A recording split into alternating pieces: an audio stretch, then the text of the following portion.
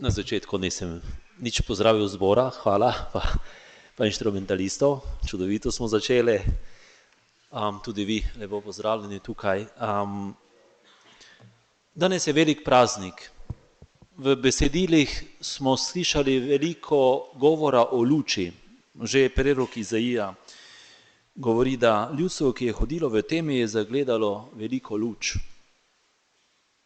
Zbudil si veliko veselje, zasijala je svetloba, pa potem še tudi v Evangeliju pri pastirjih, da jih je obsijala slava, torej svetloba. In kdo je ta luč? Torej ta luč vsi vemo, da je Jezus Kristus, ki se je rodil 2000, malo več kot 2000 let nazaj. Prišel je za nas, zakaj se je rodil, zakaj se je Bog očlovečil, Bog, ki lahko rečemo, da je vsemogočen, nekje tam zgoraj, pa se očloveči, vzame podobo človeka. Zakaj? Zato, kot smo slišali v psalmu, da bi nam pokazal, kako nas Bog močno ljubi, torej vsakega izmed nas, takšnega, kakršen je, v tistem, kar je. Evangelij. Bomo se danes malo bolj pri Evangeliju ustavili, ker mislim, da je veliko govora tudi o luči. 3 zgodbe imamo v Evangeliju danes. Torej na začetku imamo popisovanje, torej popis prebivalstva, kar vemo, kar pomeni rojstvo Jezusa Kristusa, pa oznanilo pastirje. Torej te 3 pripovedi v eni majhni pripovedi. Popisovanje je ena stvar, ki se tudi dogaja, bom rekel, danes. Torej Bog prihaja tukaj, v realno življenje. Ne prihaja, da gremo mi zdaj samo v cerkvi, da ga najdemo, ga bomo našli tudi sedaj, ga najdemo, ga vidimo, ga čutimo, ampak ga najdemo tudi zunaj, tudi v vsakdanjem življenju, tako kot tukaj popisovanje. Bog je prišel, ko človek hoče kontrolirati. Poglejmo, naprimer, sedaj vojno v Ukrajini, Rusija, ki rekrutira mlade človeke, torej mlade može za borbo, torej nekje so morali imeti popis, izkorišča človeka kot sredstvo za slabo stvar v bistvu. In Bog prihaja tukaj, torej popisovanje, Bog je vstopil v to zgodbo. Ne prihaja nekje, kjer je popolno, kjer je vse lepo, vse dobro, ampak Bog prihaja tukaj, kjer je tudi greh, kjer je nekaj slabega. Tukaj vstopa, da očisti človeka, da nam da življenje. Rojstvo Jezusa, če si predstavljamo Marijo Jožefa, ne rodi se v bolnici Jezus, nima osebja okoli zdravnikov, na poti je, niti v hiši se ne rodi, rodi se v hlevu. Kaj nam to lahko pove za nas, da se Bog učloveči, da se rodi, da se ne rodi v hiši, da se rodi, ne vem, tam, kjer je omazano, kjer smrdi, lahko rečemo.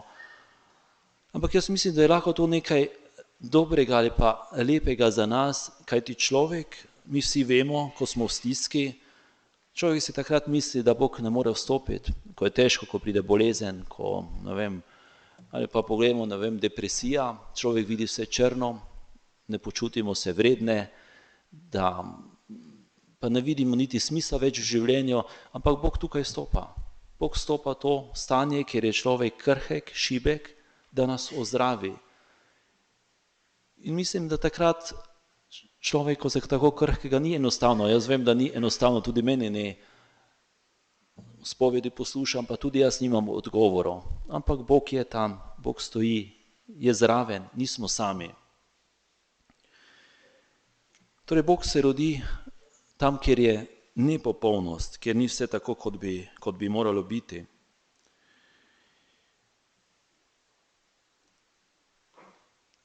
Lahko tudi drugo stvar pogledamo, recimo svetopismo še naprej potem, komu je Bog prihajal? Grešnikom. Ni prihajal recimo, ne vem, tistim, kjer so bili popolni. K Zaheju je prišel, ki je bil cestninar, ali pa poklical je Mateja, torej grešne ljudi je klical, tisti, ki niso popolni. Mi se pa včasih mislimo, bom šel ob fajilo, ko bom imel čisto srce, pa sploh ni res. Bog je prišel res za tistega, za grešnika, ni nagrada. Obhajilo ni nikoli nagrada, da je ena nagrada, da se pa jaz idealen, bom pa šel lahko v obhajilo, bom pa prejel Jezusa. V bistvu takrat skoraj ga ne rabim.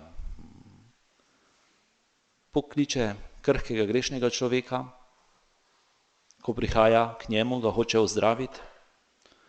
Imamo tudi seveda svetospoved, tudi sedaj, no to sem pozabil na začetku povedati, spovednici, če kdo želi svetospoved, pater Marjan Kokal je na razpolago spovednici. Dopustimo Bogu tudi v tisti krhkosti, da ne iščemo samo idealnega časa ali pa idealnih trenutkov, naprimer razločevanje ali pa odločim se za eno stvar, če bom 100%, pa nikoli ne bo to prišlo, da bom 100% za eno stvar ali pa recimo za bodočo ženo, bodočega moža, nikoli ne morem biti 100%, da je tisto pravo za mene. Lahko čutim, če bom čakal na idealni čas, ne bom nikoli se odločil. In Bog stopa res v to, nikoli v popolno, ker takrat, ko je človek idealen popoln, Boga ne rabimo, ne rabimo, niti ga ne kličemo. Če še pogledamo Evangelij še malo naprej, piše tako: in rodila je Marija prvorojenca, ga povila in položila v jasli, ker v prenočišču zanjo ni bilo prostora. Torej, v prenočišču ni bilo prostora. Jezus je bil že zavržen, ko še niti ni bil rojen. Torej, noseča Marija išče prostor in je zavržen, ljudje ga ne sprejmemo. Tako kot danes lahko rečemo tudi, Jezus ni tako sprejet, naprimer samo zahodno Evropo, če pogledamo. Jaz trenutno študiram v Rimu, sem v kolegiju jezuitskem, nas je tam 70, rečemo, da nas je 70. In od tega mislim, da Evropejcev nas je po mojem, rečemo 10%, 10, ostalih 60 je Afrika, Azija, Latinska Amerika, hvala Bogu, da še je tam. Tu Evropa je res upada, ampak nič ni narobe, vse, že na začetku tudi, vse ni bil sprejet. Lahko se pa mi samo vprašamo, kaj lahko pa jaz naredim, torej kaj meni govori Sveti Duh na srce, da lahko storim jaz kot kristjan danes tukaj, da lahko nekdo, ki ne veruje, ki mu ni blizu Jezus, kako pa lahko jaz oznanjam, kako lahko jaz sam s svojim življenjem. Jaz mislim, da je res, da moramo začeti pri sebi, torej vsak izmed nas, ki je tukaj, ne samo jaz, ki tukaj pridigam bolj Bogu, ampak tudi vi ostali, ki ste tukaj, vsi smo kristjani, vsak izmed nas lahko pričuje kristjanom, v šoli, dosti lažje srednješolci ali pa osnovnošolci pričuje, ko greste v srednjo šolo, kot pa jaz. Včasih ne vem niti, kaj bi mladim rekel, ali pa po službah, jaz nimam možnosti te. Torej vsak izmed nas lahko svojim življenjem, svojim zgledom, ko živi pravično, pobožno, ko je dober, lahko pričujemo za Jezusa Kristusa. In vsak izmed nas pri sebi lahko začne s tem.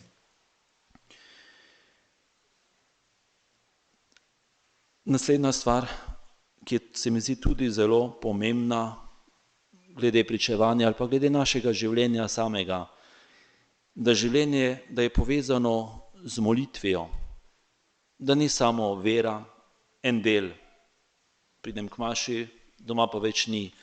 Ali pa recimo, tudi meni se to dogaja, ne vem, jezuiti imamo priporočeno 1 uro molitve na dan, brevire zmoliti, k maši iti in jaz ne zmolim 1 uro, priznam, vsak dan, ker ne gre.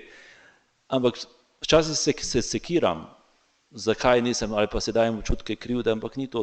Treba molitev življenjem povezati, da ni en del, ampak tudi samo delo. Vse, ko človek začne življenje z Bogom, delo z Bogom, konča na sredi, se čisto drugače obrne, kot pa da je en del, en privesek, ne vem, molitev na strani, življenje pa eno drugo. Jaz mislim, da treba biti vse prepleteno, vera in življenje, združeno, eno z drugim, pa sploh ni težko. Lahko tudi molim, ko grem na sprehod, se spomnim na Boga, ko delam dobro, lahko ga srečam Gospoda, pa lahko tudi pričujem za njega. Včasih tišina še včasih več lahko govori o Bogu kot dejanja. Tretja zgodba je oznanilo pastirjem. Pastirji čisto enostavno, kaj je se zgodilo, zvečer angel pride do njih in sporoči veselo novico, da se je rodil Jezus. in da ga bodo našli v jaslicah, da ga bodo našli položenega v jasli, plenicah in samo to je bilo. To oznanilo. In oni so šli in potem, ko so šli, so videli dejstva in so začeli tudi kasneje oznanjati drugim ljudem. In to je čisto preprosto. Slišimo, preverimo, tako kot mi smo slišali od staršev, sami imamo osebno odnos z Gospodom, pa govorimo drugim. Znali so tudi pustiti stvari, kar je nam ljudem včasih težko, torej bili so tam, so imeli delo, ampak so pustili stvari, so šli, kjer se je Jezus rodil. Kaj bi nam lahko to povedalo? Da pustimo eno stvar za kaj boljšega. Včasih se oklepamo stvari, ne pa ne morem tega pustiti, ko pa pustim, pa sem bolj svoboden. In tudi tukaj v veri je res lahko to. Včasih rečem, nimam časa, da bi šel k maši, nimam časa za molitev, imam to pa ono, ampak pustiti stvari, se bo vse uredilo, vse bo v redu. Bom končal z eno zgodbo, ki se mi zdi, se že marsikateri je že slišal, morda je niste vsi slišali. Jaz sem jo slišal že prej, ko sem jo prebral, mi je bila super. Pravi tako, da so ob Jezusovem rojstvu pastirji pritekli k votlini z raznimi darili. Vsak je nosil, kar je imel, eden sadove lastnega dela, drugi kaj dragocenega. Medtem, ko so se vsi razdajali v velikodušnosti, pa je bil tam pastir, ki ni imel ničesar. Bil je nadvse ubog, ničesar ni imel, kar bi podaril. Medtem, ko so drugi tekmovali, ko so poklanjali darove, je osramočen stal oddaleč.